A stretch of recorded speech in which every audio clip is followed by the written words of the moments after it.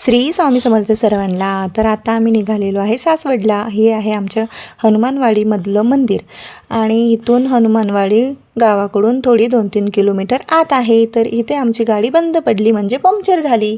तर स्वामिनी आणि मी आता इथून पायी चालत जाणार आहे गावामध्ये। स्वामिनीचे पप्पा गेले समोर गाडी घेऊन पंक्चर काढण्यासाठी।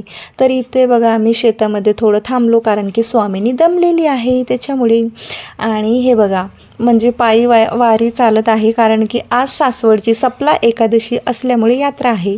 तर ही यात्रा आमच्या घरापासून स्टार्ट होते। तर बघा इथून स्टार्ट झालेली आहे आणि इथे स्वामिनीला हवा होता भातुकलीचा सेट। तर हा तिच्यासाठी आम्ही आता भांड्याचा सेट घेत आहोत।